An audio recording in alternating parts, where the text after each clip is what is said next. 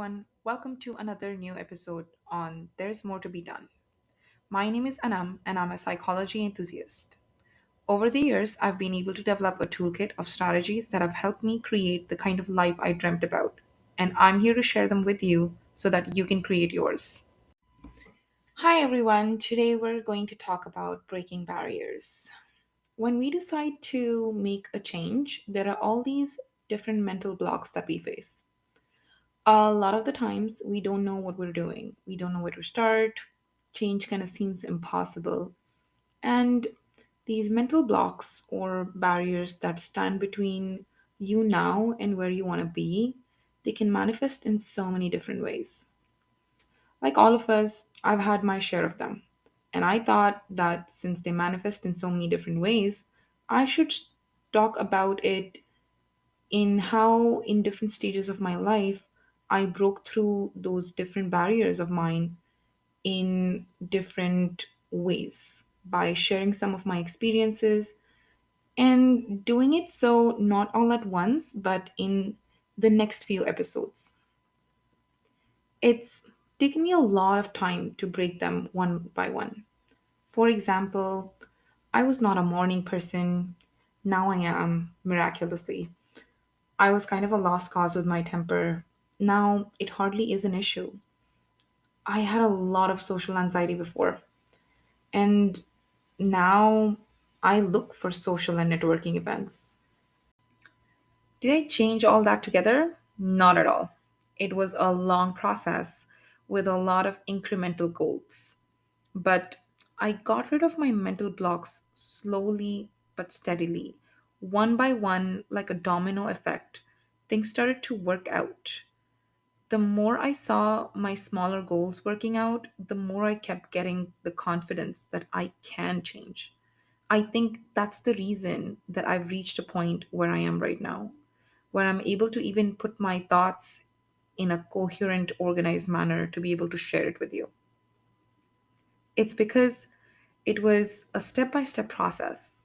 I had to first recognize my feelings, label them, deal with each of those feelings and how they affected the mental blocks. And it was not always pretty.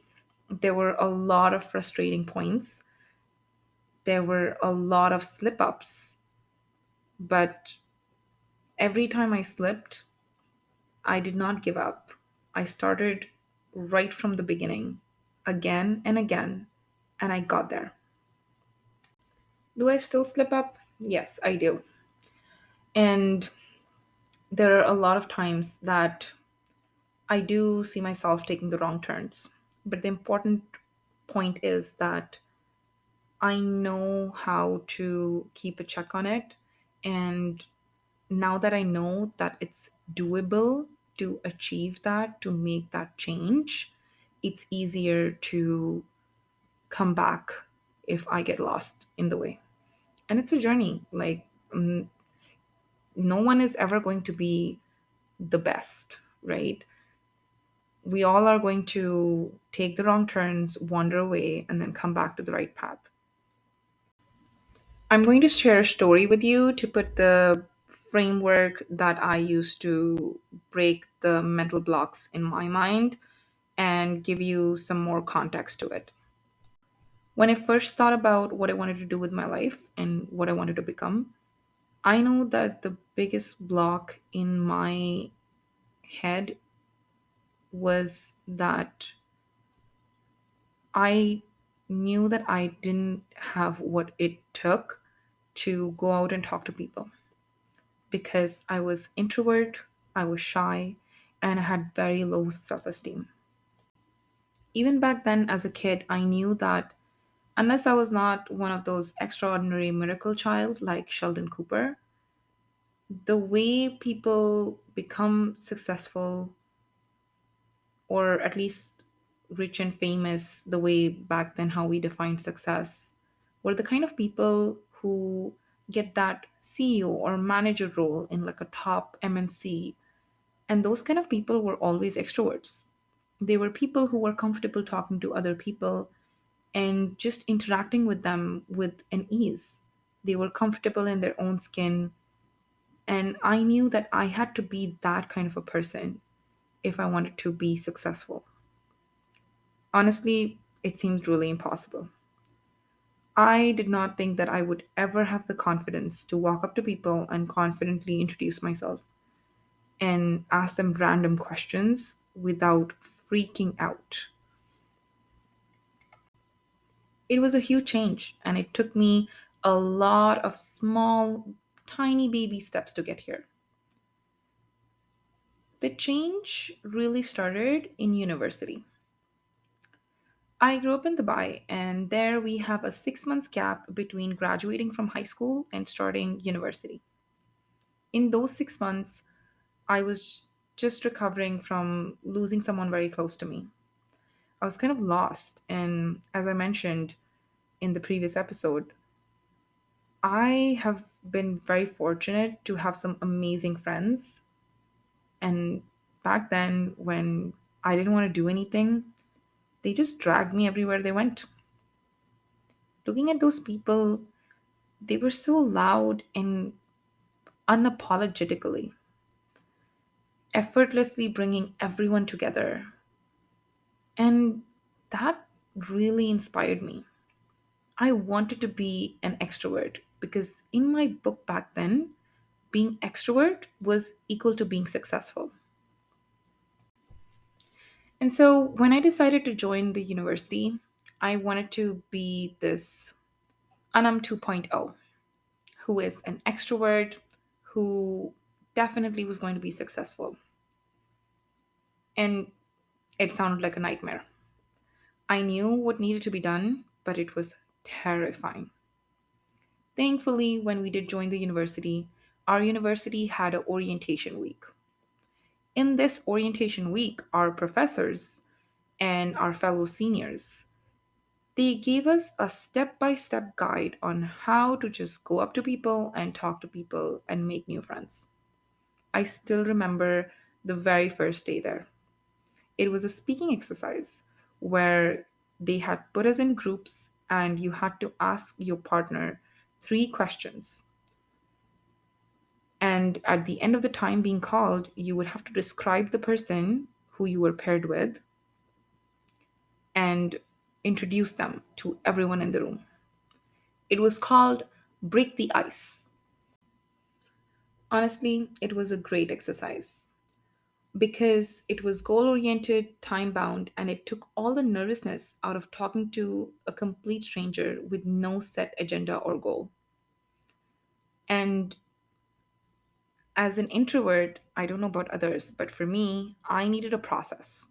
I would only talk to people if I needed an exchange of information. Any additional conversation, unless directly a question, I would not know how much to say, how little to say, and it would just really freak me out. Over the years, I think I've pretty much used the same framework, even unconsciously. Sometimes I'm in an uncomfortable situation and there would be people I would just go up to and I would introduce myself and say, "How are you? Are you from around here?" Or my favorite topic, talk about the weather and just ask random questions. One thing I keep in mind is that I'm very careful for these questions to not be job related. Because if you ask job related questions, you get to know about the person's company or the job. Think about it. Most commonly, when you meet people, the go to question people hide behind is, "So, what do you do?" The person says, "Oh, I work in insurance." And then the conversation goes from, "Oh, really? That must be tough with the interest rates going up." And then you get into this meaningless conversation about the economy, about the interest rates, but you have learned nothing about this person you are talking to.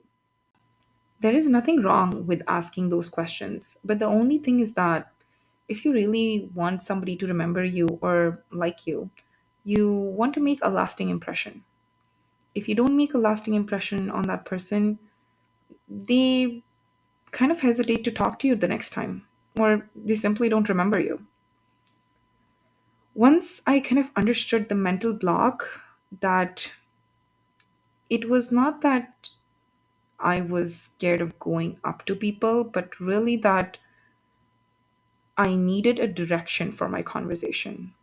I started to focus on picking a direction when I initiated a conversation. I intentionally kept it focused on them as a person. And things start to get easier. The more I practiced it, the more better it became. Mental blocks are just that, they're in your mind. Once you start peeling the reason one by one behind why that block exists, tackling it becomes simple. I hope the story was helpful. In the future episodes, I will cover a lot more different mental blocks in detail, but I'll leave you with this one for today. I hope you enjoyed listening to this episode today and found it helpful. If you did find it helpful or you think it'll help somebody you care about, please like and share the episode. Feel free to let me know if you have any comments or questions regarding this topic. I'll be more than happy to answer you. For more content, you can follow me on TikTok and Instagram at There's More to Be Done, or visit my blog at there'smoretobedone.blog. Links are in the episode description below. This is Anam, and I'll see you in 2 weeks. Keep learning, keep growing.